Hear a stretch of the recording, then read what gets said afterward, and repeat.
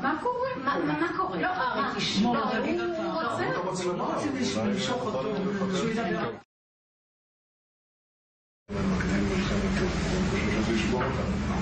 לא העיקרי, קודם כל לתת להם מכות, לא רק מכות כל כך מכינות, שהמחיר יהיה כבד למצוא. כרגע המחיר לא כבד למצוא.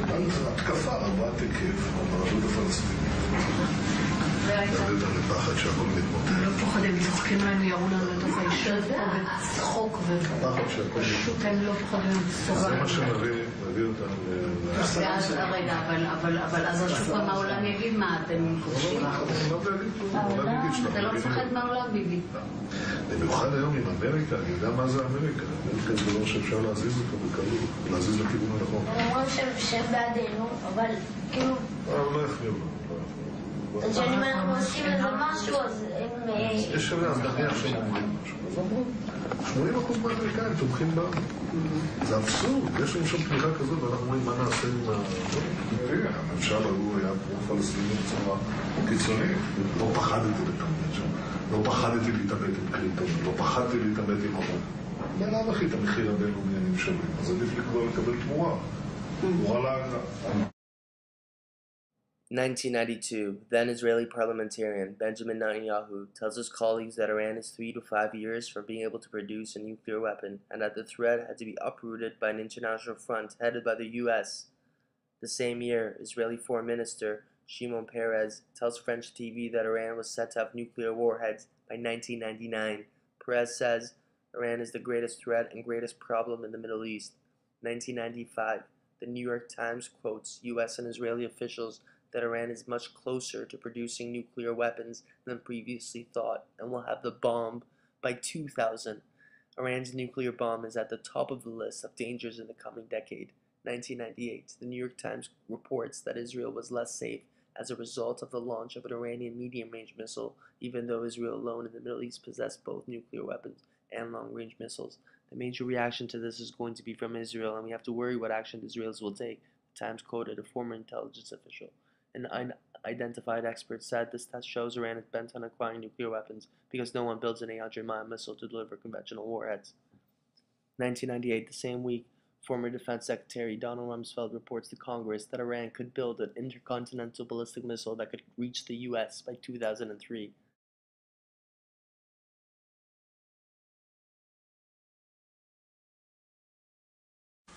There is no question whatsoever that Saddam is seeking and is working and is advancing towards the development of nuclear weapons. No question whatsoever.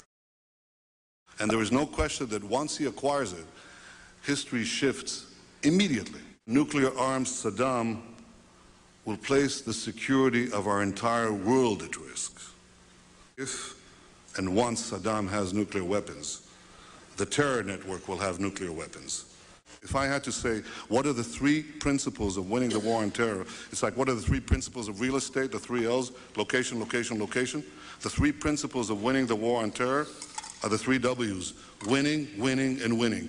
The more victories you amass, the easier the next victory becomes. The first victory in Afghanistan makes the second victory in Iraq that much easier. The second victory in Iraq will make the third victory that much easier. Don't guarantee it, Mr. Turney, but I think it makes it more likely, and therefore I think the choice of Iraq is a good choice. It's the right choice. Yeah.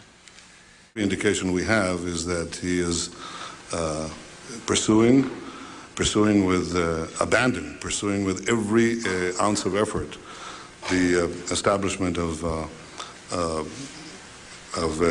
weapons of mass destruction, including nuclear weapons. You know, it's like you're about to see somebody plunge the knife into someone. You're looking through a keyhole. You followed a murderer. You know that he's suspected of, he's already killed a few people, and you see him trailing somebody, and you're trailing him.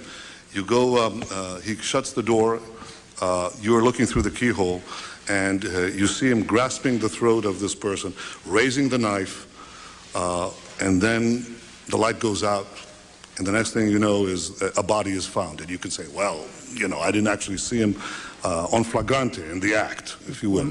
But I think, Mr. Kucinich, that it is simply not reflecting the reality to assume that Saddam isn't feverishly working to develop nuclear weapons as we speak.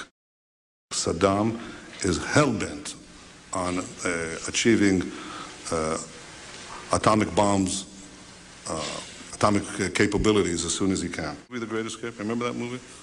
You know, where all these guys come out and they have the sand which they distribute through the trousers while they're walking the yards. That's essentially what dictators do. They can create tunnels and labyrinths that you'd never discover that are impervious to radar and other means. They can, when you have an entire country to hide portable centrifuges that are a little bigger than those two chimeras, it's not very difficult. You can get away with it, and he has gotten away with it, frankly.